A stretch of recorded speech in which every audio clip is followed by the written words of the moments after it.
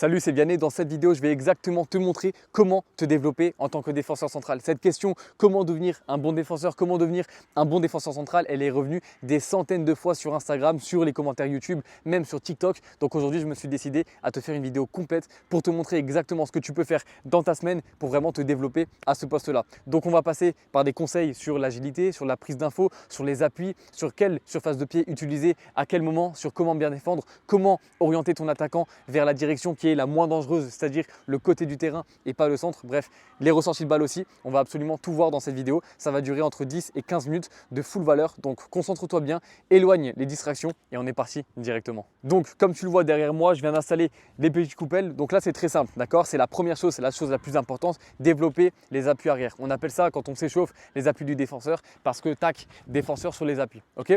Ce qui est important là-dessus, c'est de 1, maîtriser le mouvement, d'accord? Et ensuite rajouter directement les prises d'infos. Donc à vitesse réelle, je vous le fais directement, on ne perd pas de temps. On part sur la première coupelle et là c'est tout simple, d'accord? C'est les talons ne touchent jamais le sol, on est uniquement sur la pointe des pieds, d'accord? Et à chaque fois qu'on va à droite, on prend l'information à l'opposé. Donc techniquement ça donne ça, tac, ok, on fait le tour des coupelles, tac, tac, tac, ok, d'accord?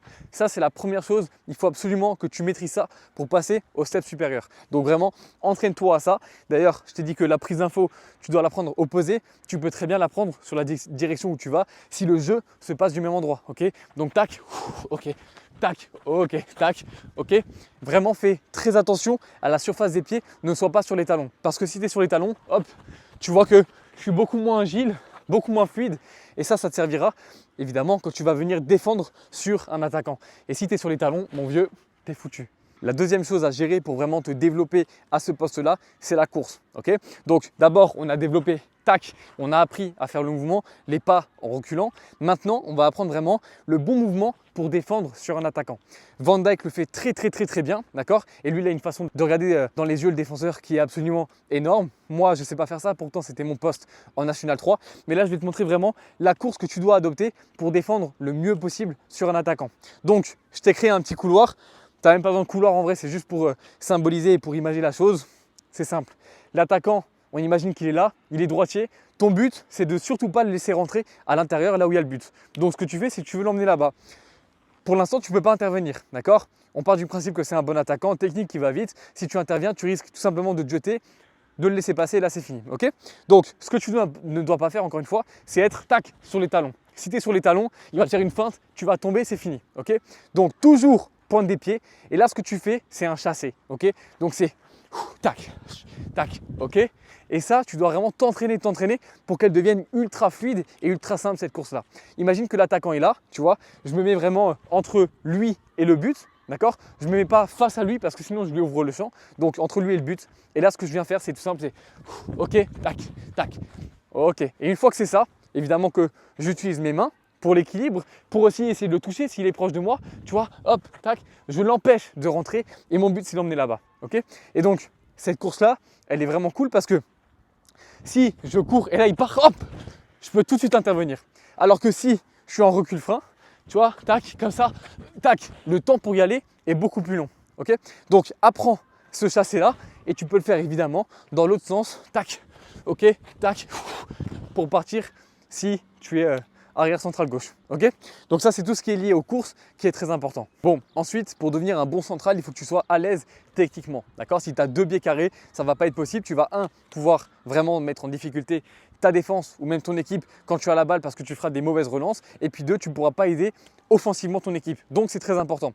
Là, je ne vais pas t'apprendre vraiment à travailler la technique, à devenir Ronaldinho avec la balle, pas du tout. Par contre, j'aimerais que tu travailles vraiment tes ressorties de balle pour que tu sois fluide, que tu sois à l'aise même sous pression. Donc pour ça, tu prends un tas de coupelles. Je le fais en live. Je mets directement plein de coupelles, ok? Je peux même laisser tomber, tu vois. L'idée, c'est vraiment de créer une sorte de tas, ok? Et là, ce que tu vas faire, c'est vraiment archi simple, d'accord? Ce que tu fais, c'est que tu prends de la vitesse, tu dois être 20 secondes à l'intérieur, d'accord? Donc, tu développes ta sensibilité au pied sous pression, ok? Et une fois que c'est bon, tu sors de là et en une touche, tu viens chercher la zone près du poteau, que ce soit premier poteau ou deuxième poteau, tu cherches vraiment dans le mètre près du poteau. Donc en développant ça, tu vas travailler sous pression parce que ça, il faut vraiment que tu sois proche de ta balle, que tu développes ta technique. Et une fois que tu sors de là, boum, il faut que tu sois propre et la balle doit être au sol. Ok? Je te le fais directement en live, je recadre juste et c'est parti. On y va directement, les coupelles vraiment je les ai laissées comme ça, comme tu peux faire pour ne pas perdre de temps sur le terrain. On y va donc 20 secondes de travail, pas besoin d'aller trop vite, tu prends aussi les informations très importantes. Donc step 1, tu apprends et tu jauges ta vitesse. Step 2, tu prends les infos tout en faisant l'exercice. Step 3, tu sors et boum, directement, ras du poteau. On y va, c'est parti. Donc là, tu vois, prise d'info, hop, prise d'info, tu vois que hop, tac, prise d'info, ok, tac, prise d'info, encore 5 secondes, hop, prise d'info, tac, prise d'info, hop, et là je sors et je vais finir. Ok? Ça, c'est vraiment des répétitions que tu peux faire énormément de fois. Par contre, tu as travaillé 20-22 secondes, tu prends du repos 3 fois plus de temps. Donc là, c'est 1 minute. Maintenant, il y a une qualité qui est essentielle, une capacité que tu dois vraiment travailler, c'est ta vitesse. Okay, que ce soit ta vitesse sur les premiers mètres, donc la capacité vraiment à exploser, ou ta vitesse de pointe en tant que défenseur central, c'est ultra important, c'est primordial. Donc, pour travailler ça, tu dois faire 3 choses lors de tes semaines d'entraînement. Je te fais une première version en partant du principe que tu as accès à la salle de sport et je t'en fais une deuxième en partant du principe que tu n'y as pas accès. La première version, c'est travailler 3 points hors terrain. Le premier, c'est le travail de force. Donc là, c'est des exercices lestés qui ont pour but tout simplement de venir vraiment créer la force, ta résistance avec du poids. Donc là, ça va être tout ce qui est exercice chargé en salle. Donc tu vas avoir les squats lourds, tu vas avoir tout ce qui est pour les ischios, tout ce qui est pour les fessiers, le hip thrust, etc. Le but, c'est tout simplement de développer vraiment ta masse musculaire, tes muscles. Et là, il y a une erreur que 99% des footballeurs font, c'est qu'ils vont à la salle s'entraîner comme des bodybuilders. Si tu fais ça, tu vas prendre du muscle. Oui, esthétiquement, tu vas être mieux, mais sur le terrain, tu vas courir tout droit, tu vas te blesser et tu seras tout simplement un moins bon footballeur. Donc, en sachant ça, c'est qu'une fois avoir travaillé de la force et avoir créé du muscle, tu dois travailler ton explosivité et ta pliométrie. Et ça, tu peux le faire soit en salle, soit sur le terrain, d'accord? Ça va être tout ce qui est exercice vraiment de saut en avant, de saut en hauteur. Le but, c'est vraiment de travailler ta capacité à exploser. Et ça, c'est des exercices avec plus de muscles qui te permettront d'exploser sur le terrain, que ce soit sur tes premiers mètres ou sur ta vitesse de pointe. Okay? D'ailleurs, la vitesse de pointe, tu dois la travailler directement toutes tes semaines avec des exercices de sprint. Okay? Donc ça, à la fin de tes entraînements, tu fais 3-4 sprints de 60-80 mètres. Le but, c'est vraiment que tu développes et que tu sprintes tout simplement. Surtout en tant qu'homme, on a besoin vraiment de sprinter et c'est quelque chose qui va forcément te développer. Donc, pour récapituler, travail de force en salle, travail d'explosivité avec la pliométrie, tout ce qui est exercice de saut, de vivacité sur les steps aussi. Et ensuite, travail de sprint pour aller développer vraiment cette capacité à courir vite. Alors pour les 2 derniers points, c'est la même pour la version sans salle. Donc là, je ne vais pas me répéter. Explo avec la plio et les sprints. Par contre, au niveau de la force, là, c'est tout simplement acheter des élastiques, acheter un peu de matériel pour créer de la résistance et pouvoir s'entraîner, par exemple au hip thrust, pouvoir s'entraîner, tu vois, avec des squats en bloquant un élastique sous tes semelles et directement tu le mets sur les épaules pour vraiment créer de la résistance et simuler en fait directement un exercice chargé. Ok? Donc, une fois qu'on a vu tout ça, je te montre le dernier point que tu dois vraiment gérer pour devenir un bon défenseur central. Et ce dernier point, c'est ni plus ni moins que la communication. D'accord? Avec tout ce que je t'ai montré, tu vas être bon sur tes appuis, tu vas gagner plus tes duels défensifs, tu seras forcément meilleur au niveau de la vitesse, donc tu couperas plus, donc tu gagneras plus tes duels. Au niveau de la technique, tu seras plus à l'aise, tu seras plus confiant. D'ailleurs, les exercices de la technique, tu peux en faire plein. D'ailleurs, même sur ma chaîne, il y a plein de vidéos qui parlent de ça, donc c'est pour ça que je ne me répète pas. Mais une fois que tu as toutes ces qualités, il y a une chose qui est vraiment primordiale, c'est que tu puisses bien communiquer avec ton équipe. Tu es quand même le boss, que tu sois capitaine ou pas, tu es le patron de ta défense et tu es presque le patron de ton équipe parce que sans toi, il n'y a que des buts et ton équipe perd. Donc ce qui est super important, tu drives ton équipe. Ça peut passer par des ça vient, rejoue, ouais, pars, reviens, resserrez, sortez, etc. Donc ça, c'est les mots de base, mais ça passe aussi par les encouragements et tout simplement par le fait de vraiment motiver, être le leader de ton équipe. Encore une fois, que tu sois capitaine ou pas.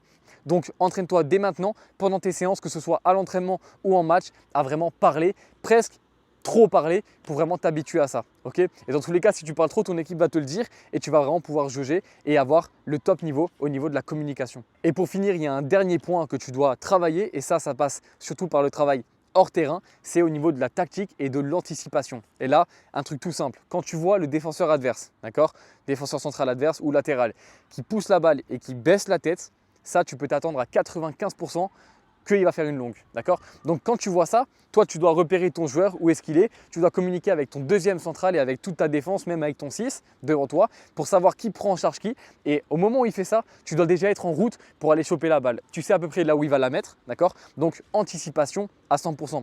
C'est exactement pareil pour les passes. En tant que défenseur central, tu dois aller taper directement dans le dos de ton attaquant, ne pas lui laisser le temps de se retourner. Si tu laisses le temps à ton attaquant de se retourner, toi tu fais une faute professionnelle et tu n'as pas le droit de le faire, d'accord? Donc ça c'est vraiment très simple. Quand tu vois que le latéral il va aller toucher l'attaquant ou que l'ailier va aller jouer directement avec son 9, avec son 10, ce que tu fais c'est gars, tu vas tamponner. Ok? Donc là tu sors, soit tu arrives à temps et tu arrives à passer devant pour aller sortir la balle, soit ce n'est pas le cas et tu vas tamponner derrière sans faire de faute avec ton torse, ok? Pour directement le mettre sous pression, le mettre en difficulté et toi tu as gagné uniquement soit quand tu récupères la balle, soit quand la balle sort, soit quand ton attaquant, ton joueur rejoue vers l'arrière. Ok? Tu as fait ton rôle, tu as empêché directement aux adversaires d'accéder à la zone dangereuse. Voilà tous les conseils que j'ai pour toi si tu veux devenir un top défenseur central. Et on n'a pas encore parlé du jeu de tête que tu dois forcément développer. Tu dois être agile avec ça. Tu dois être confiant. Si la balle tombe à l'entrée de la surface, tu dois savoir aussi de temps en temps mettre une tête en arrière pour directement faire la passe à ton gardien. Ou alors tu dois savoir orienter, ne jamais jouer directement au centre du jeu quand c'est chaud. Okay? Surtout si tu es au début, si tu commences à apprendre le poste, vraiment toujours jouer sur les zones les moins dangereuses. Comme ça, s'il y a perte de balle, ce n'est pas dangereux immédiatement. Voilà tous les conseils que j'ai pour toi. J'espère que la vidéo t'a plu. Maintenant, si tu veux en savoir plus, évidemment que si tu me suis sur les réseaux, tu sais que j'ai un programme Elite. Le programme Elite, c'est ni plus ni moins que mon accompagnement personnel pour faire réussir les joueurs. Depuis ces 4 derniers mois, c'est plus d'une cinquantaine de joueurs accompagnés et c'est plus de 95% de gros résultats qu'on arrive à obtenir grâce à un accompagnement aussi bien sur la structuration des entraînements avec du sur-mesure pour chaque joueur, mais aussi sur le travail invisible, la mise en place de séances de prévention, la mise en place de séances de mobilité, des coachings de groupe, des coachings individuels et évidemment un soutien par message directement où je suis accessible